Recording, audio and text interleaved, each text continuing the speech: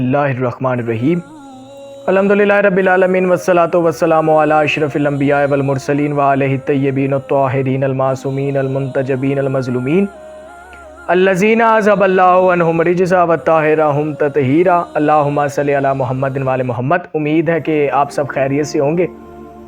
ایک فرمان رسول خدا سرور کائنات رحمت للعالمین کا ایک چھوٹا سا فرمان آپ کی خدمت میں لے کر آیا ہوں، جو آپ کے سامنے پڑھ کے سنانا چاہتا ہوں۔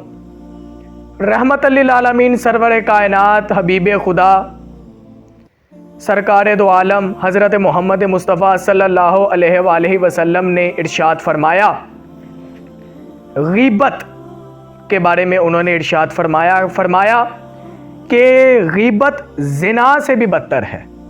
رسول خدا نے ارشاد فرمایا کہ غیبت زنا سے بھی بدتر ہے۔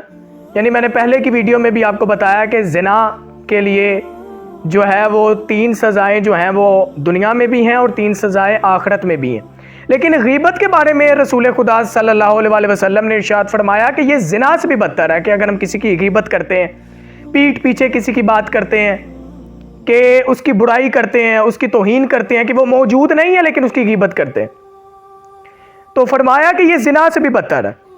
اور غیبت، اور توجہ کیجیے گا، اور غیبت جہنم کے کتوں کا سالن ہے۔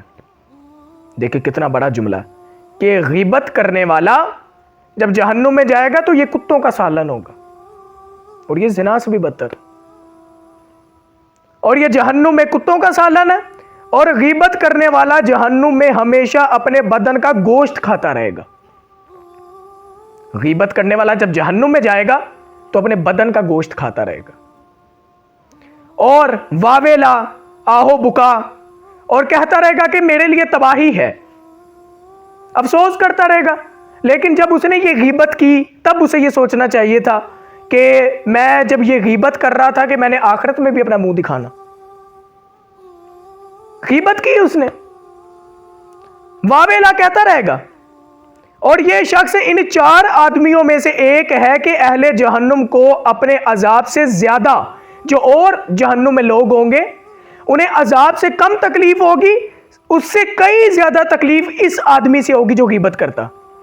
اس آدمی کی وجہ سے انہیں زیادہ تکلیف ہوگی جو غیبت کرتا۔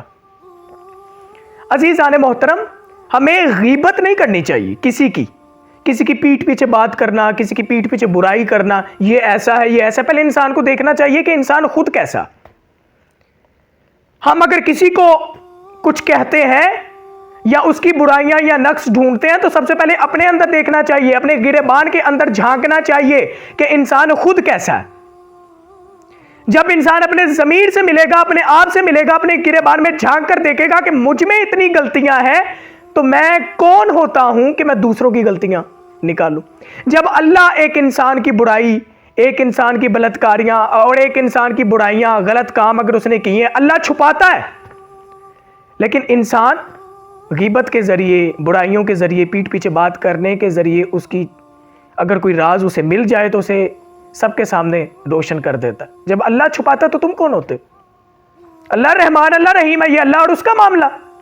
جو انسان کسی کے راز لوگوں کو بتاتا ہے تو پھر اللہ تعالیٰ بھی اس کے راز دنیا کے سامنے شائع کر دیتا، روشن کر دیتا، بتا دیتا، سب کو پتا چل جاتا۔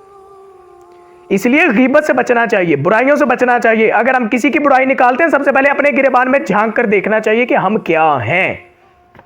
جب انسان اپنے اندر دیکھے گا کہ میں خود کیا ہوں تو پھر وہ کسی کی غیبت نہیں کرے گا۔ اس لیے انسان کو سب سے پہلے اپنے اندر خدا سے دعا اسے مانگنی چاہیے کہ سب سے پہلے وہ اپنے آپ کو سنوارے۔ اس چیز کی کبھی تبلیغ نہیں کرنی چاہیے کہ جو انسان خود نہیں کر سکتا دوسروں کو تلقین کرتا رہے، دوسروں کو بتاتا رہے، بھائی یہ کرو، یہ کرو، یہ کرو۔ یہ نہیں ہونا چاہیے، بلکہ انسان کو سب سے پہلے اپنے آپ کو سنوارنا چاہیے، اپنے کردار کو سنوارنا چاہیے، اپنے ضمیر کی آواز سننی چاہیے۔ جب انسان اپنے آپ کو انسان بنا لے گا حقیقی معنوں میں، تب وہ نصیحت دوسروں کو کر سکتا ہے۔ اس لیے کسی کی غیبت اور کسی کے راز دوسروں کے سامنے شائع نہیں کرنے چاہیے۔ جو بھی شائع کرتا ہے پھر اللہ تعالیٰ اس کے رازوں کو شائع کر دیتا ہے۔ اس لیے دعا کرنی چاہیے اللہ تعالیٰ ہمیں غیبت جیسی بیماری سے بچنے کی توفیق عطا فرمائے، اور اللہ جیسا چاہتا ہے ہمیں ویسے بننے کی توفیق عطا فرمائے۔ اللہم صلی علی محمد و علی محمد۔